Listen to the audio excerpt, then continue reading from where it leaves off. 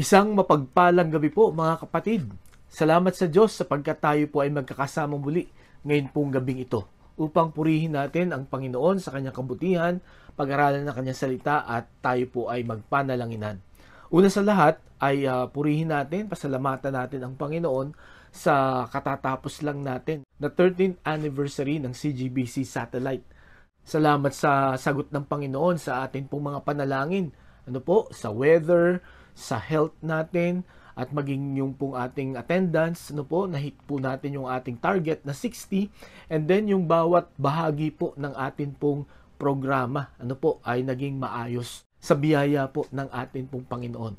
At I'm sure tayo pong lahat ay na-bless, tayo pong lahat ay na-inspire, na-encourage, na patuloy na magtapat sa atin pong paglilingkod sa Panginoon habang hinihintay natin siya. Nagpapasalamat tayo sa salita ng Panginoon na atin pong narinig.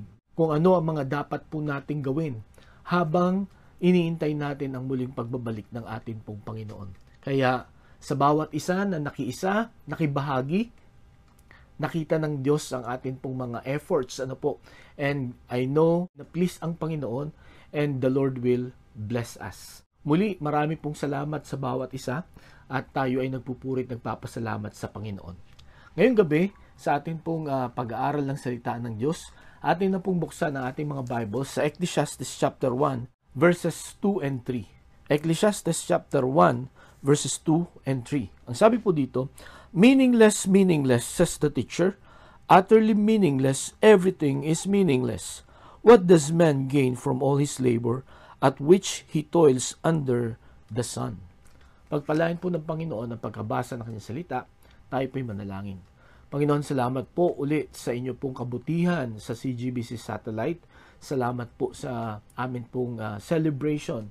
Alam ko po na ang presensya mo ay kasama namin at naluwalhati ka sa amin pong payak, nakakayahan na taos sa amin pong mga puso na inialay namin, Panginoon, sa inyo. Nawa ay patuloy na gabayan mo kami, pangunahan mo kami, palakasin mo kami, Panginoon, sa pagpapatuloy ng aming paglilingkod sa inyo. Palaguin mo rin po ang amin pong gawain. Ipakita mo sa bawat isa ang bahagi na dapat gampanan upang ang gawain mo ay magpatuloy at ito ay patuloy na lumago. Sa pag-aaral namin, Panginoon, ng iyong salita, gabayan mo kami, tulungan para ito'y maunawaan namin at maisagawa po namin. Ito aming dalangin sa pangalan ni Jesus. Amen. Kung meron pong isa sa mga naging positibo na nangyari noon pong panahon ng pandemic, ay yung pagdami ng mga natuto na gumamit ng internet. At ang isa po sa talagang namayagpag, kumita, at naging productive ay yung po mga online sellers. Di po ba? Na-realize po natin ng panahon ng pandemic na pwede palang hindi ka na pumunta sa mga department stores, sa palengke, para makabili ng mga bagay na kailangan mo at gusto mo. Na-discover po natin na pwede palang mag-online. Sa bagay, ito namang online selling na ito, online shops na ito, ay matagal nang uso. Pero, ito po ay mas naging popular at mas dumami ang mga options noon nga poong panahon ng pandemic na hindi tayo pwedeng lumabas or kung tayo man ay makalabas, very limited. At kailangan nating pumila ng napakahaba. So, lalo na nga po sa online shopping, marami po tayong options. At ang maganda dito sa maraming mga options na ito, nakakapili talaga tayo nung maganda, yung ayon sa ating gusto, sa ating panglasa or sa ating pong mga pangailangan. Kumbaga, nakakapili tayo ng isang bagay na makikinabang po talaga tayo ng husto. Mga kapatid, ngayong gabi, ang ating pong pag-uusapan ay tungkol po sa kailangan mong piliin sa buhay na ito para maging makahulugan at makabuluhan ang atin pong pamumuhay sa mundong ito. Ito pong ating pag-uusapan ay hindi lamang ito observation or realization ng sumulat, kundi pinapakita niya rin po dito na meron kang dapat piliin at pwede kang pumili ng klase ng buhay sa mundong ito. Kaya pinamagatan ko po ang ating mensahe ngayong gabi, Living with God or Living without God. Okay? Kung inyong mapapansin, dalawa lang ang option. Kung sa online, marami kang options, no? Marami kang choices. Pero sa buhay na ito, dalawa lang ang iyong pwedeng pagpilian, no? To live with God or to live without God. At mga kapatid, sa atin pong pag-aaral ng talata na atin pong binasa, ay makakita po tayo ng dalawang effects, no po? Epekto nito sa buhay natin. Alin man ang piliin po natin. Ito pong Book of Ecclesiastes, ang sumulat po nito ay si King Solomon, ang anak po ni King David. Itong si King Solomon, siya po ang sumulat ng karamihan ng Proverbs. Bagamat dito po ay hindi minention ang pangalan niya, no? Pero ang nakalagay dito sa verse 1, the words of the teacher, son of David, king in Jerusalem. At dito po sa verses 12 to 14, ang sabi dito, I, the teacher, was king over Israel in Jerusalem. I devoted myself to study and to explore by wisdom all that is done under heaven, what a heavy burden God has laid on men. I have seen all the things that are done under the sun, all of them are meaningless, a chasing after the wind. So dito po, basta nabanggit ang salitang wisdom, ito po ay madalas connected kay King Solomon. At yan nga po ang sinabi niya dito sa verse 13. No? I devoted myself to study and to explore by wisdom all that is done under heaven. Alam naman po natin, ano po, kung babasahin po natin, sa 1 Kings chapter 3, no, makikita po natin dito na si Solomon ay humingi ng karunungan sa Panginoon sa kanyang pamumuno sa Israel. At nakita rin po natin na natuwa ang Panginoon sa kanyang request. No po? Hindi siya nag-request ng kayamanan, no? Or talunin ang kanyang mga kalaban. At dahil po sa tama na request, no, ni King Solomon, hindi lang siya binigyan ng wisdom, kundi siya ay binigyan din ng riches, no, and greatness na walang katulad, no, ng nauna sa kanya or ng sumunod sa kanya na leader ng Israel. So makikita po natin dito, mga kapatid, no, kung babalikan natin itong Ecclesiastes chapter 1 verses 2 and 3, kung inyo pong mapapansin, ilang beses binanggit dito yung salitang meaningless, no? Sa verse 2 pa lang, 1, 2, sa verse 2 pa lang ay makikita po natin dito na 4 na beses. At kung babasahin po natin ang buong book ng Ecclesiastes, ito daw po ay 37 times minention. Na ang dahilan kung bakit po ito binanggit ni King Solomon, no? Gaya nga dito sa binasa natin sa verses 12 to 14, nung pinag-aralan niya ang lahat ng mga bagay, no, yung mga nangyayari sa buong mundo, ang na-realize niya, lahat ng mga bagay ay walang kabuluhan. At ang gusto niya pong ipakita dito, babasahin po natin yung buong Ecclesiastes nga, buong 12 chapters na ito, na makikita natin yung conclusion niya doon sa chapter 12, na it is meaningless to live without God, no? Walang kabuluhan ang buhay natin kung tayo ay mamumuhay nang wala ang Diyos. So, gaya ng sabi ko kanina, ito po ay kanyang observation at realization.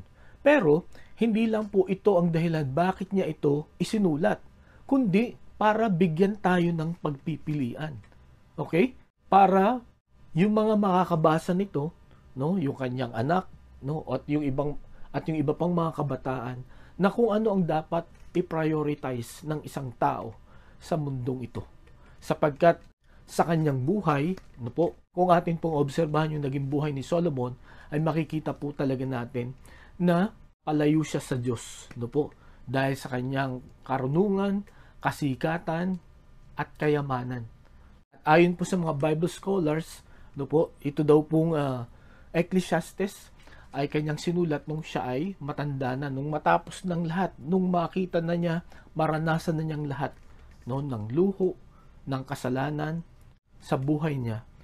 No, at the end of his life, no po, ito po ang kanyang realizations and conclusions. At ngayong gabi, mga kapatid, ito rin po ang gusto niyang ipaalam sa bawat isa. That we have a choice, no? Na pwede tayong pumili kung anong klaseng buhay ang pwede tayong magkaroon dito po sa mundong ito. So, ngayon pong gabi, dalawa lang pong effects ang atin pong pag-aaralan. No po? kung ikaw ay mamumuhay na walang Diyos or kung ikaw ay mamumuhay na kasama ang Panginoon. Okay? So, ang una, tingnan po muna natin when you live without God. No? When you live without God, kung babalikan po natin itong mga talata na atin pong binasa, no po, sabi niya, meaningless, meaningless, says the teacher. Utterly meaningless, everything is meaningless. What does a man gain from all his labor at which he toils under the sun?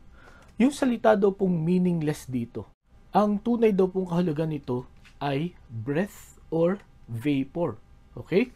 Hininga or hamog. Okay? Anong ibig sabihin? Bakit yan ang ginamit na salita? Okay, ang ibig sabihin po, ito po ay mabilis mawala. Ano katulad ng hininga natin?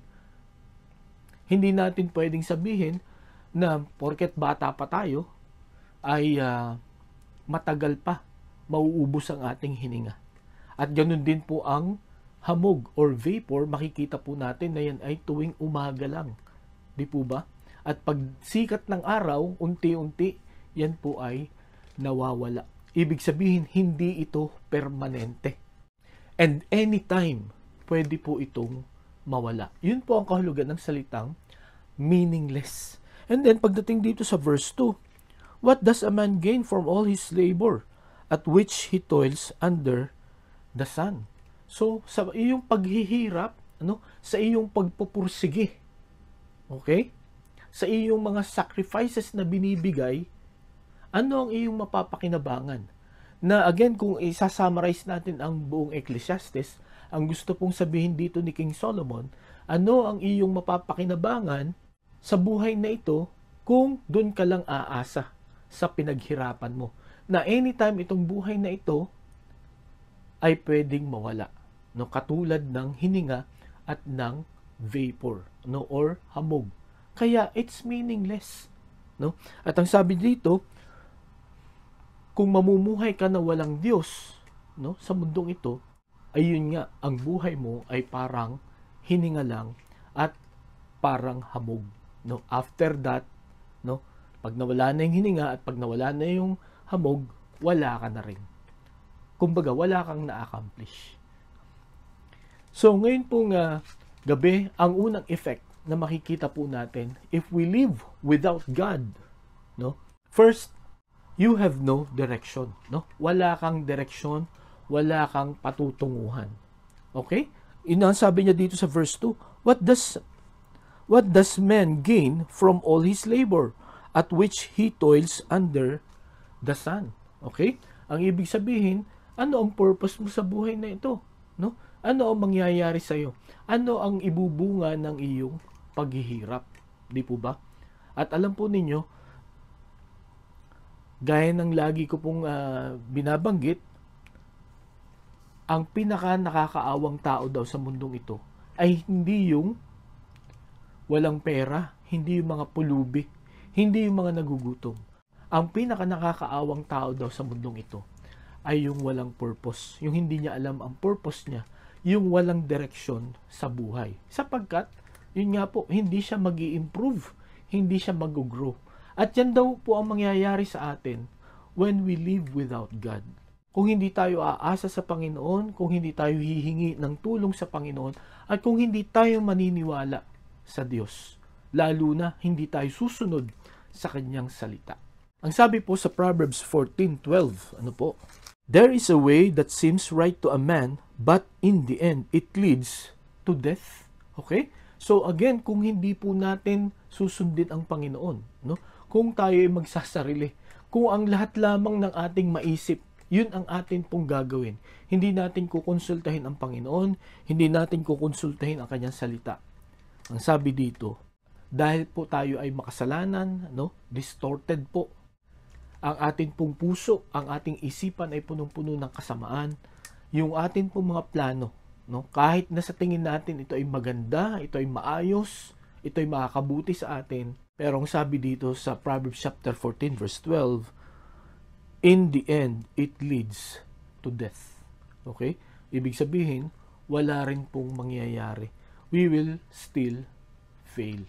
Ang sabi po sa John chapter 15 verse 5, without me, you can do nothing. No, ang sabi ng Panginoon Kristo, kung wala ako, wala kayong magagawa. So, ganun po kalala at ganun ka nakakaawa ang isang tao na namumuhay ng wala ang Diyos or namumuhay na taliwas sa gusto ng Panginoon, na pinapakita niya na hindi niya kailangan ng Panginoon. Ang taong yon ay walang direksyon.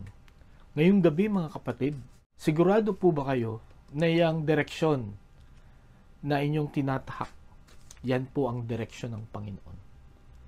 Sapagkat sa gabing ito, nais ko pong sabihin sa inyo, kung hindi ninyo kinonsulta ang Panginoon sa inyong desisyon na ginawa or sa isang bagay na gusto nyong maabot o mangyari sa buhay ninyo. Katulad ng sabi ng Proverbs 14:12, there is a way that seems right to a man, but in the end, it leads to death. Okay? So, maganda po na i-evaluate natin itong mga pinupurso natin, no? Relationships, careers natin, no? Or ano pa man na gusto po natin mangyari sa buhay natin. Yan ba ang direksyon ng Panginoon? Yan ba ang gusto ng Panginoon? And then, if you decide to choose to live with God, ito po ang pangako ng Panginoon. Ang sabi si John chapter 14 verse 6, ang sabi ng Panginoon, I am the way, the truth, and the life. No one can come to the Father except through me. Anong ibig pong sabihin nito? Pagka pinili mo na mamuhay na kasama ang Diyos, no? Jesus will show you the right way, no? At ang maganda dito, the moment na ipakita sa iyo ng Panginoon yung tamang daan, sasamahan ka niya, no? Hindi yung sasabihin niya na, oh, yan ang tamang daan, bahala ka dyan kung paano ka dadaan dyan at anong gagawin mo para makarating sa direksyon na kailangan mong marating, no? Ang sabi niya sa Matthew chapter 28 verse 20, I will be with you until the end of the age.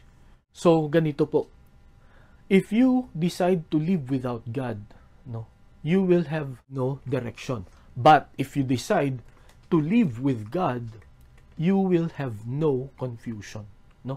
Hindi ka malilito at hindi ka maliligaw, no? Sapagkat alam mo kung ano ang pupuntahan mo.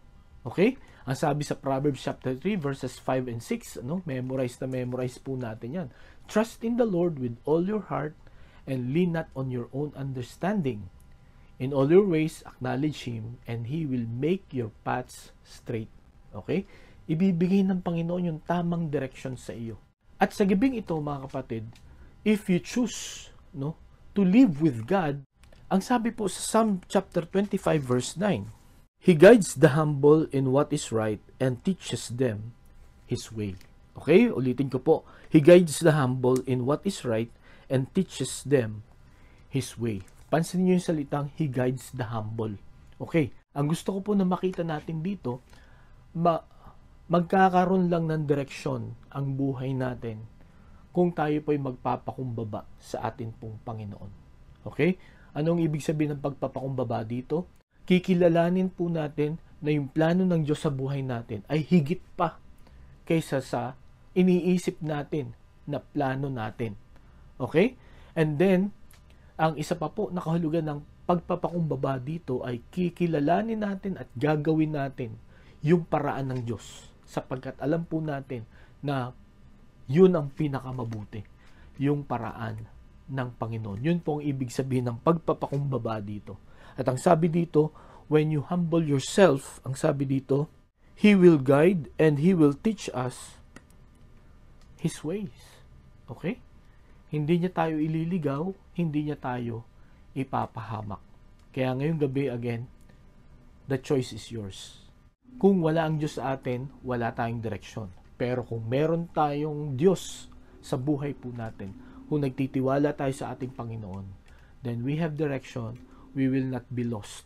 Okay? We will not be confused. So, yun po ang una na makikita po natin na epekto, no? Again, kung piliin natin na mamuhay ng walang Diyos at mamuhay ng may Diyos, no? Pagka tayo namuhay na walang Diyos, ang sabi po ni King Solomon, then your life is like a vapor or a breath, no? it is meaningless. But if you live your life with God, then that's the time it will be meaningful. Ang pangalawa, hindi lamang no direction, no salvation. If we live without God, there will be no salvation. Di po ba? Wala tayong kaligtasan. Okay?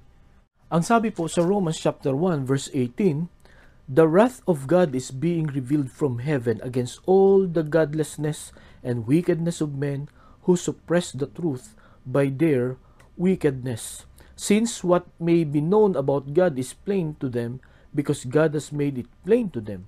For since the creation of the world, God's invisible qualities, His eternal power and divine nature, have been clearly seen, being understood from what has been made, so that men are without excuse. So dito mga kapatid, tinuturo dito no, na ang isang taong masama, ang isang tao na hindi kinikilala ang Panginoon, no, nagpapatuloy sa kasamaan, kahit na ni-reveal ng Panginoon ang kanyang kapangyarihan, wala siyang excuse.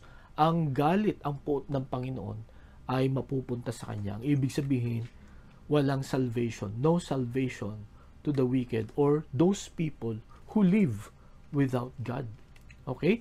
At dito po, gusto ko pong makita natin na hindi ka masasave ng iyong pera, ng iyong good works, no? Yung iyong mga donations, iyong kawang gawa, your popularity, your power, your prosperity, no? Will not and cannot save you, no? Even your relatives, even your friends or religion, no? Hindi ka pwedeng bigyan ng kaligtasan ito. In fact, kung babasahin po natin yung Luke chapter 16 verses 19 to 31, ano po, ito yung si Lazarus at saka yung rich man. Na nakita natin yung rich man, no, nagpakasasa talaga siya, no? Hindi siya tumawag sa Diyos, hindi siya nagpasalamat sa Panginoon sa mga blessings, no? Samantalang si Lazarus, no, siya ay pulube, mahirap, pero makikita natin sa later part na nakinig siya sa salita ng Diyos. Kung kaya't nung pareho silang namatay, itong si Lazarus ay nasa kay Abraham's abode, ano?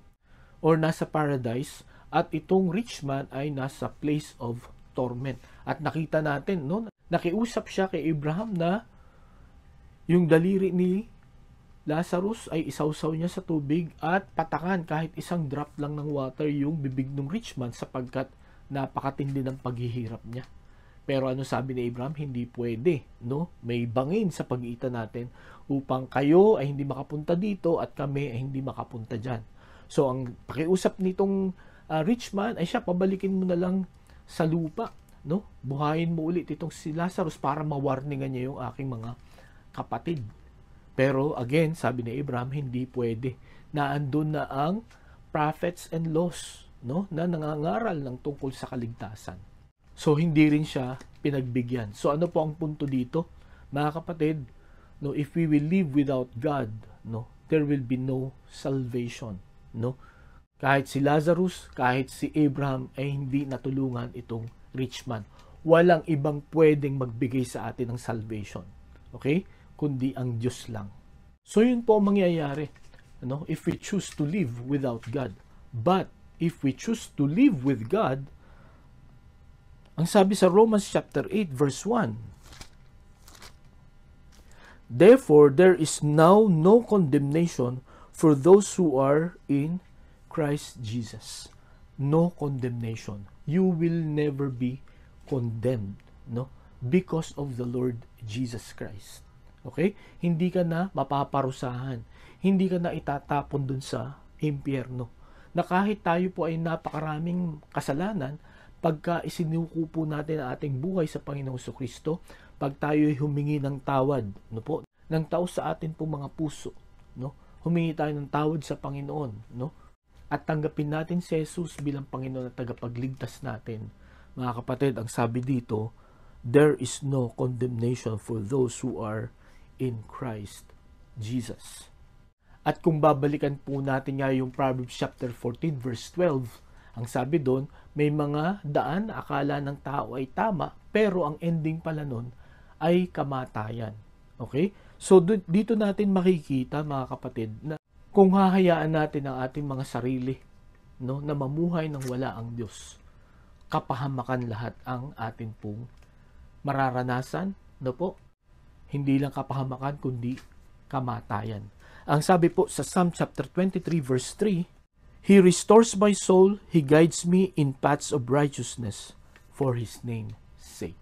Okay? So ito po ang realization naman ni King David, no, na bagamat siya'y bumabagsak, no, bagamat siya'y nagkakamali, ang sabi niya dito, He restores my soul. Ang Panginoon, when we choose to live with Him, no, while here on earth, hindi po ibig sabihin na hindi na tayo magkakasala, hindi na tayo magkakamali. Okay? At hindi na tayo babagsak. Mararanasan pa rin po natin yon habang nandito po tayo sa lupa. Pero, ang mararanasan natin buhat sa Panginoon, if we live with Him, He will always restore us. No? Bibigyan niya lagi tayo ng isa pang pagkakataon. No? Tayo lamang po uli ay, yun nga po, sumuko, no? Humingi ng tawad sa atin po mga pagkakamali at tayo'y manatili sa Panginoon. Huwag tayong lumayo, no? Huwag natin po siyang kalimutan. He will restore our soul, mga kapatid. At ang sabi pa niya, He will lead us in the paths of righteousness. Gagabayan niya tayo, mga kapatid, sa daan na tama, no? Na maayos, na gusto ng Panginoon na madaanan natin. It is not necessarily easy road, no? Maraming mga pagsubok along the way, but the difference is when we live with God, no, He is with us, no? Gagabayan niya tayo, aalalayan niya tayo, at yun nga sabi dito, pag nadapa tayo, He will restore us again.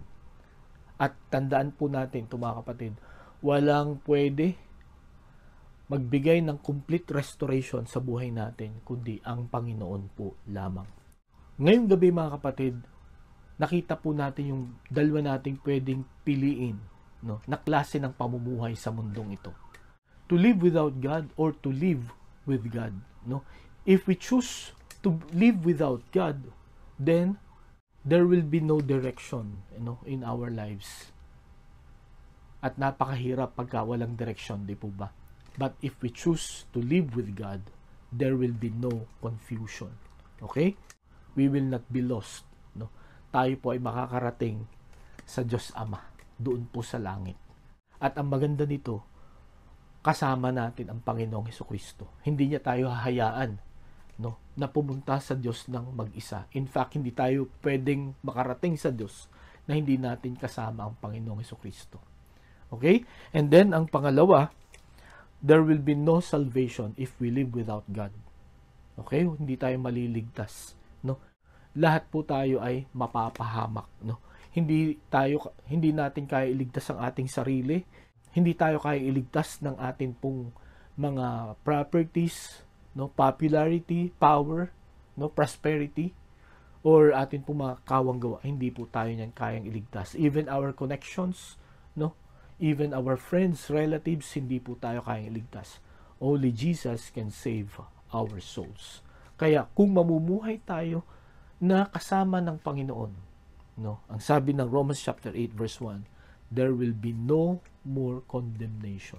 Ang ibig pong sabihin, pag kinuha na tayo ng Panginoon, doon po tayo pupunta sa langit. At habang tayo nabubuhay dito, no po, ang sabi po sa Proverbs 23 verse 3, God will always lead us in the path of righteousness. He will restore us, no, every time na tayo po ay bumabagsak o nagkakamali. He will always restore us. Ngayong gabi, mga kapatid, anong klaseng buhay ang inyo pong pipiliin? Sa buhay na ito, we have a choice, no?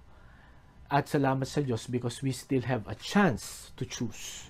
Kung nakita nyo, mga kapatid, na ang inyo pong buhay ay nasa maling direksyon, no? Kayo namumuhay na hindi kayo humihingi ng tulong sa Panginoon, no?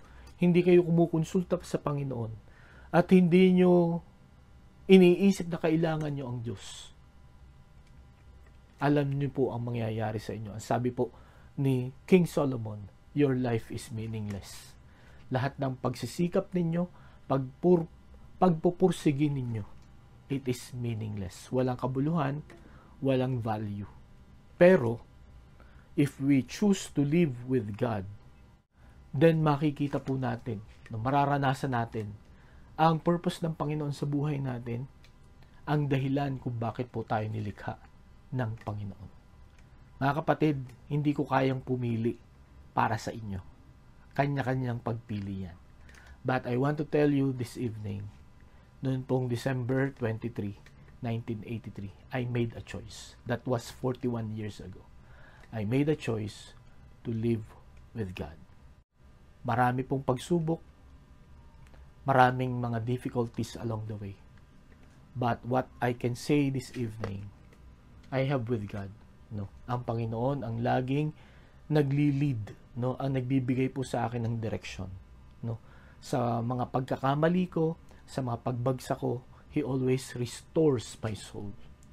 And I firmly believe one day, no po, magkikita po kami ng mukhaan, no? Lalo na sa nalalapit na pagbabalik ng Panginoong Hesukristo. Ang panalangin ko po sa bawat isa ngayong gabi, sa biyaya ng Panginoon, we will choose to live with God. At nawa ang buhay natin ay hindi maging meaningless.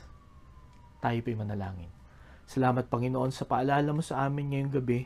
Salamat po sa mga talatang ito na isinulat ni King Solomon. Lord, tulungan mo kami to choose to live with God, sapagkat napakalaking pagbabago at pakinabang ang pwedeng gawin po nito sa amin pong buhay. Kung may isa o dalawa sa amin ang walang direksyon at walang kaligtasan, nawa ang salita mo ay mangusap, kumatok sa kanila, Panginoong, mga puso. Nawa, Panginoon, ay lagi nilang piliin to live with you. Salamat po, Panginoon, ito aming dalangin sa pangalan ni Jesus. Amen. Maraming pong salamat sa inyong pakikinig. Pagpalain po tayo ng Panginoon, patuloy po tayong mag-ingat at magandang gabi po sa bawat isa.